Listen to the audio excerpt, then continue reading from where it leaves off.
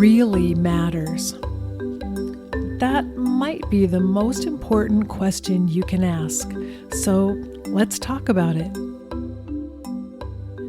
Welcome to What Really Matters podcast, Everyday Spirituality with Karen Wyatt. Thanks for joining me here again today for another episode.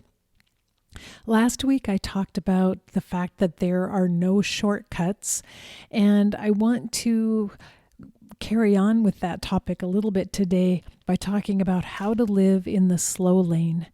And if you're a regular follower of this podcast, you may heard me talk about a few weeks ago the fact that I have a friend who right now is dealing with a brain tumor and facing the fact that life is going to be limited. Not sure how limited, but knowing that there will be a quicker end to life than she may have imagined or thought in the past. And one of the things that she said to me recently is that she has found herself slowing down tremendously, and that even though she's busy, there are a lot of things happening right now, a lot of decisions to make, appointments to attend, she finds herself able more than ever before in her life to get into these slow times, slow moments where everything around her seems to be almost suspended. She finds herself just enjoying the light, feeling full of love, feeling fully awake and aware and alive in those moments. And she said it's been very beautiful. And it's something that she hasn't really experienced before in the past. But she said whenever she starts to feel anxious about the fact that, oh gosh, I won't have as much time as I thought, she's able to get herself into this place of slowness, slowing down, where every single moment feels so full that it doesn't really matter how much time there is, because it's as if all of her life is being lived in each and every moment. And as I listened to her talk, I realized that is the essence of how I think all of us should be trying to live. I think that's the place where all of us should be trying to get as much as possible, as often as possible in our day-to-day lives. That place of slowing down so much that we can appreciate all of the beauty around us, all of the amazing, miraculous aspects of life on this planet, of life in this universe, in these bodies that we have, everything that's happening around us. And I feel like we have to be in that slowed down space in order to fully appreciate the present moment. And so part of beginning to talk about this subject last week was to talk about getting over wanting to take shortcuts and speed everything up and accomplish goals quickly and move on to the next thing as fast as we can.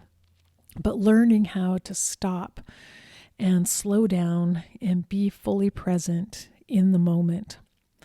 So today I want to talk a little bit more about how might we do this? How might we learn to live life a little bit more in the slow lane instead of the fast lane? And I have a quote from Carl Honore that says, "A fast approach tends to be a superficial one, but when you slow down, you begin to engage more deeply with whatever it is that you're doing. Speed becomes a form of denial. It's a way of running away from those more deeper, tangled problems." And I really like this, the notion that speed may actually be a form of denial. The more we're struggling to find meaning in our own lives, the more we might speed up, which actually makes it harder for us to find meaning, especially if we've been convinced by our society that to find meaning in life, we have to accomplish a lot. We have to accumulate a lot of things. We have to make a lot of progress and get things done in a hurry. That's how we'll find meaning. that fast track is actually the opposite. It's actually the thing that deprives us of finding the deeper meaning in everything. And so slowing down is necessary. And it's interesting that dealing with a terminal illness has helped my friend find that slower space.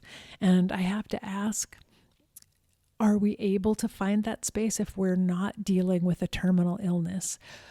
But in reality, each one of us is mortal. Each one of us will have a last moment and a last breath to our lives. We just don't have any clue how much longer we'll be here. We don't know how quickly that may be coming. So we're not forced to look at it every single day. But in fact, we could remind ourselves every day, wow, life is precious, life is fleeting. And that's one of the things I try to talk about often through this podcast and through End of Life University, that we have to make the most of every moment we have because we don't know how many we will have. But making the most of it doesn't mean rushing through the moment or stuffing the moment with all kinds of activities and goals and expectations. Making the most of the moment is actually slowing down, taking a deep breath, and really stopping all the busyness in our lives. And as Carl Honore said, a fast approach tends to be superficial, and superficiality doesn't get us to that deep place of meaning. We have to slow down in order to go deeper inside, to find the meaning that resides there. So, as I mentioned last week, we have to stop our addiction to taking shortcuts and speeding everything up and be willing to allow ourselves to slow down, because I think this slower pace is actually more natural to us. I think it's actually how we're meant to live our lives. It's just that many of us have forgotten that, or maybe we've never really experienced it. So we actually have to train ourselves to slow down a little bit. And I want to talk today about how we might do that. I think the first thing we have to accomplish is to remember that life is fleeting. And while the majority of us don't have a terminal diagnosis that has been handed to us, that is in our faces every moment, again, we have to remember that we're mortal and life is limited and we just don't know how much time we have. Our time might be very limited here, but none of us knows that in this moment, or the majority of us don't. So we have to remind ourselves to treat every moment of life that we have right here and now as we're experiencing it as precious, knowing that it could come to an end at any time. We have to be willing to remind ourselves and face that fact all the time. Life is fleeting and life is precious. And therefore, we cherish every moment. There's no such thing as wasting time because every moment has value. So we look at every moment we live and how can I do something good right now? How can I find deeper meaning? How can I go within and create joy and love in this moment? We also have to be willing, as Carl Honore said, to stop running away from the deeper tangled problems within. That requires us to be willing to experience our emotions and our own discomfort in the moment, because maybe one of the reasons we speed up is to try to numb ourselves and to try to ignore those issues within us that cause us pain. And slowing down does require us to be willing to look within. So we have to look inside at the inner aspect of ourselves. We need to go inside our own minds. What are our thoughts telling us? What do our emotions show us? What do our memories hold and carry for us? What is hidden from our view each day inside of us? What kind of wounds do we carry from the past that we are running away from, trying not to face? What is in our own hearts? Where is our love to be found? Where is the meaning that we are working toward creating in our life. And then we have to also look at the inner aspect of our own lives, this inner purpose and inner meaning of our lives to this point and how they're playing out, and the amazing, curious things that happen in our lives, the events of life, the way it unfolds. It's fascinating. We need to be able to look below the surface and see that deeper meaning in our own lives. Also, on our planet, in our universe, look for the depths, look for the deeper meaning that's there. That is part of this process of slowing down and being willing to hold whatever pain we find inside, along with whatever joy and love we find.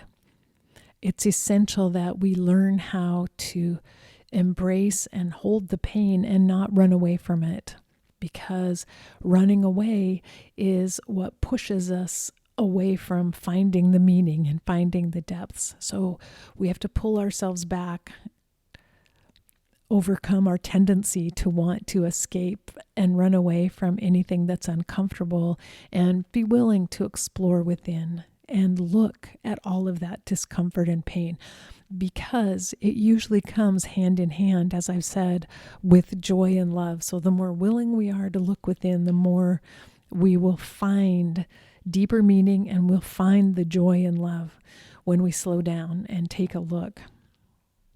So I had some thoughts of how we can practice maybe this slower life, just in the practical sense of how do we change the way we live our lives to help us slow down. And I thought of perhaps beginning very slowly. First of all, with deep breathing from time to time. Make sure when you wake up in the morning, you take a few deep breaths. Before you go to bed at night, take a few deep breaths, because in the process of a deep breath, you are actually slowing your whole body down. You're slowing down your nervous system by activating the parasympathetic nervous system that helps you relax.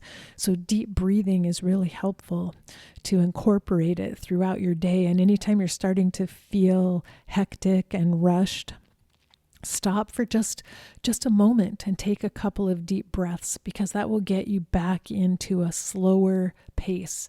And it will help you start to focus in and notice the moment a little bit better. So utilize deep breathing. It's an amazing tool that we have. I'm recommending to initially set a goal for one slow activity per day, and you might need to write it in on your calendar just to remind yourselves that you need to slow down once a day. Maybe it's at mealtime where you have one meal during the day. That's a slow meal where you stop, you prepare the meal thoughtfully, you take a little bit of extra time arranging the food on the plate, you sit down with a napkin at the table and you eat more slowly, and you enjoy the flavors and the taste of the food. Chew your food slowly and take it in and allow yourself time. And if you're eating with another person, you enjoy conversation. You enjoy sitting together and being at the table instead of rushing through a meal. So one meal a day could be a slow time. You could also go for a short walk a day, even if you just walk down the street to the end of the block and back. But make it a slow walk, not a fast, rushed, hurried walk where, you're measuring the time on your Fitbit or the number of steps. Simply a slow, mindful walk down the street where you're noticing everything. Are there cracks in the sidewalk?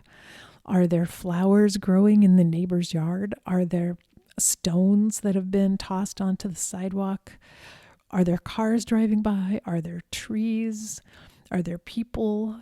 Just notice everything around you as you take this slow walk and take in all the details. Use your 5 senses to take in everything. So it doesn't have to be far and it doesn't have to be long. You can go for a 5 or 10 minute walk down the street and let that be your slow time. When you slow down, and for once, you're not trying to get anywhere at any certain pace. You're just being fully present and just taking it all in. And if you study walking meditation, there are other recommendations for how to really slow down and take just one mindful step at a time. And it's really beautiful. And I love that practice. So if you enjoy this, you might want to actually study up on walking meditation and turn this little walk each day into a meditative moment. So one slow activity a day, maybe it's a meal, maybe it is a little walk, maybe it's slowing down when you do the dishes at night, or slowing down to read a story to your child, or slowing down in a conversation with someone to really listen and really hear what they're saying. But set a goal for yourself that every day for 5 minutes, 15 minutes during the day, you're going to have a focused, mindful, slow time during the day, because you're teaching yourself how to slow down, and you're beginning to gradually recognize the benefits of being in this slow time and slow space. So 15 minutes or so every day. And then I recommend that once a week, you try to do a longer slow activity, maybe 1 or 2 hours. So you may have to schedule this in on your calendar in advance and think about when could you do a slow activity. Maybe you like to read, and you could go somewhere where you could sit on a porch swing and read for an hour, or listen to music. Maybe you enjoy people watching and going to a bench on a park and just sitting and watching the people go by. That can be fascinating, but it's a slow activity for you. You'll be aware of how much all those other people are rushing, but you'll be slow, sitting in one space, taking it all in, observing everything around you. Maybe you can do some writing. If, like me, you enjoy writing, write in your journal, but take your time and let thoughts slowly come to you, and just slow down and maybe do some sketching in your journal. Maybe create a collage. Maybe you'll find some pictures that you want to include in your journaling.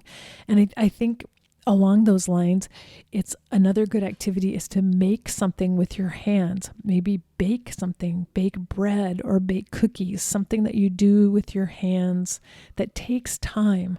You know you can't skip steps baking cookies. You can't make them get done any faster in the oven. You have to take your time as you put it together. And so these are great activities once a week to get you into that slow space and slow down where you can enjoy every moment and take all of it in.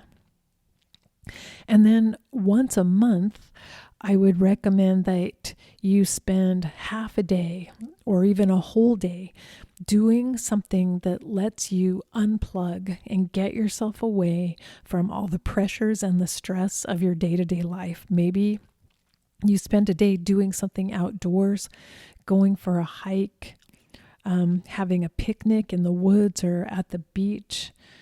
You might enjoy visiting a museum or an art gallery. You could go to a play or a concert. But think of this time as a slow date with yourself. You're planning a date where you alone are going to go somewhere and do something for at least a few hours or half a day, where you can just be completely slow and take everything in.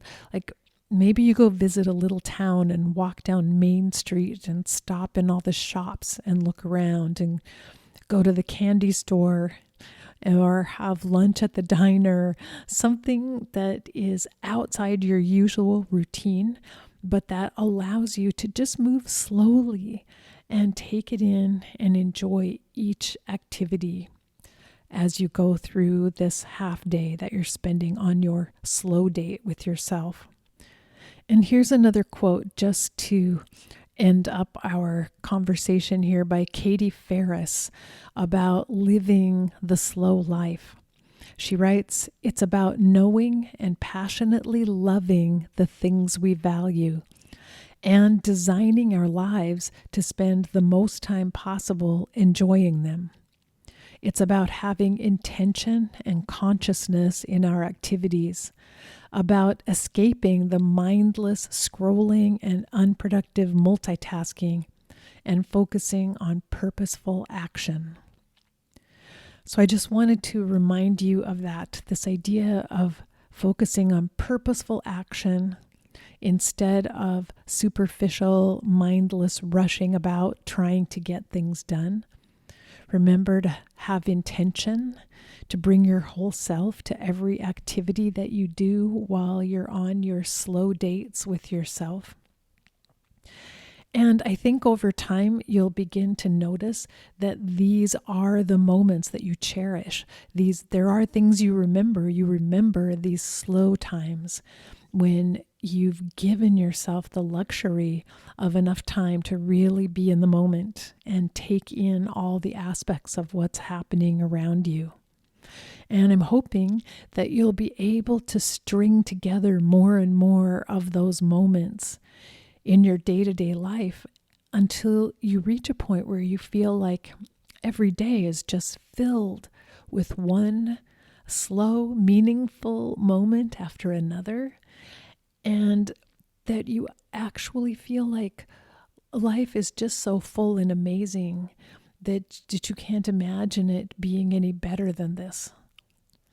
And you can cherish each and every one of those moments, which I ask you to do every week at the end of this podcast. So give it a shot. Try it for the next month or so. See if you can make some slow dates with yourself and remember to slow down. Don't be afraid of facing the fact that we're all mortal, that our time is limited. We don't know. We could be leaving here at any time.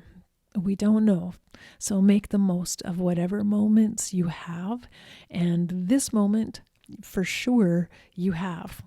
So you can count on that. Make the best of it. And remember that we're here for love. So whatever you do, if you can increase the love in each and every moment, you are on the right path. That's the most important thing you could focus on and think about in every moment is, where is the love? How can I bring more love? Because that makes the world a better place for you and for everyone else. So remember that until next week, and face your fear. Be ready for whatever life brings you next, and love each and every moment, as I have just been saying. Bye-bye.